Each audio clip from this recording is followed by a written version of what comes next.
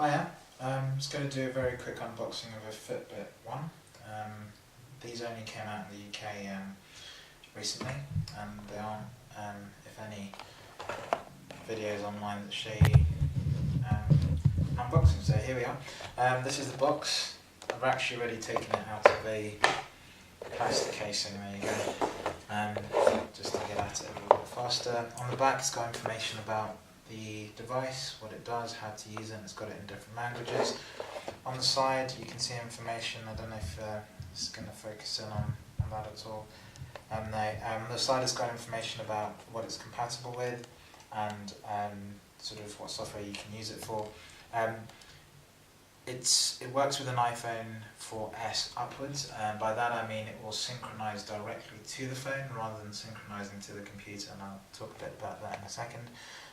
It's also compatible with OS X and Windows, XP all the way up to Windows 8. It says 7, but actually I'm using it on Windows 8 myself. It has some information about what comes in the box on this side, and a QR code if you want to check out this side on the phone. So that's actually the device there. There's sort of not much to it. It's quite a small little thing.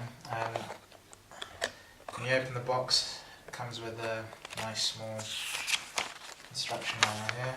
It basically just tells you what's going on, how to use it, what's in the box, and how to get started. This URL here, fitbit.com is actually really well set up. Takes you through how the device works, sort of introduces you to the dashboard online, and you very quickly learn that this device synchronizes through your computer, but you use a web interface and their website to sort of access the information, and you set everything up on the site. I'll maybe show you that in a review some other time. This is the sort of wristband.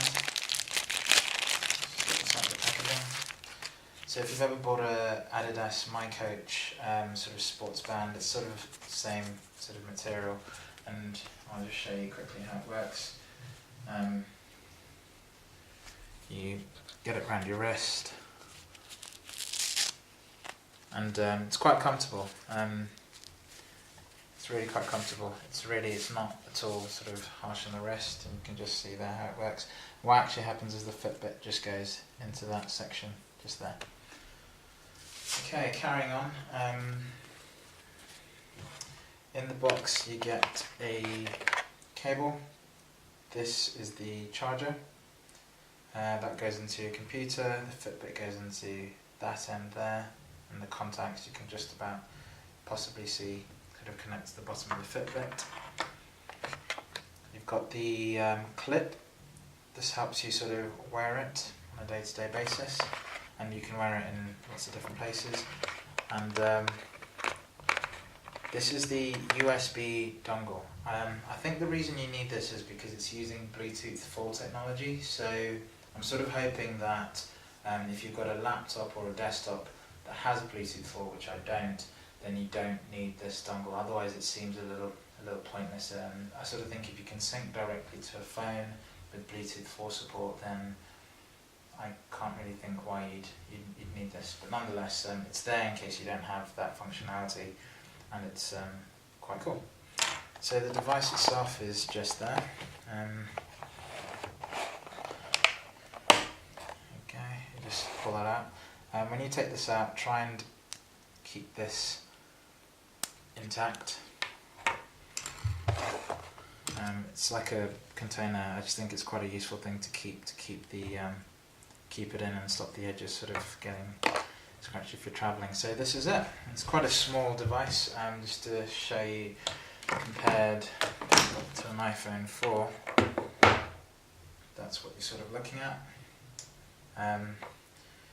It's really small. It sort of does what it says on the tin. It's a really cool sports device or activity device, and I'll just take you through sort of the screens. This is how many floors you've climbed. This is how far you've walked. It's 1 o'clock in the morning, so I haven't done much activity. How many calories you've burned. and this is like a goal thing. So basically this is like a plant, it grows all the way towards the top as you achieve more of your goal. The next one is the time. So that's the time. This is the alarm, so I've got an alarm set for tomorrow at 8 o'clock. And the way the alarm works is that whilst the Fitbit is on your wrist, so that's how it would sort of sit in the device, it vibrates, which is quite cool. And again, you set the alarm through the web interface, and when it synchronizes the device, it updates the alarms. You can set quite a few alarms. I don't know what the maximum is, but I know you can set more than one, and you can set them to repeat, or you can set them just a one-off alarm, and so it's quite a cool thing to do. It has little hints, so if you just pick it up and you sort of just tap it, has sort of greetings for you. As a step counter, 67, and we're back to floors climbed. So yeah, that's pretty much it. There's not much to it in terms of the device itself. The great thing about this actually is the intelligence, sort of the information it gives you about you, so your activity, what you're doing on a day-to-day basis, and it splits into sort of key areas of, the first one is sedentary, basically you're doing nothing. The next one is active.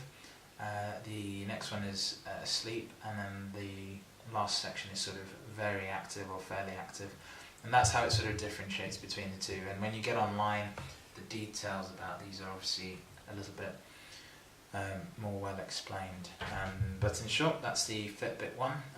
I'm still using my device. I'm going to use it for about a week before I sort of do any review of it. The battery life is actually really good so far. I've had it for 2 days and it still says the battery is high. I don't know whether it's going to be the kind of thing that you use and then suddenly the battery just goes to like nil in the space of a day. So we'll see how that goes. Check back in a week or so for what might be a video review of the device. And I talk a little bit more about how you set it up, how it works, and any issues or any good things that I find about it. Thanks.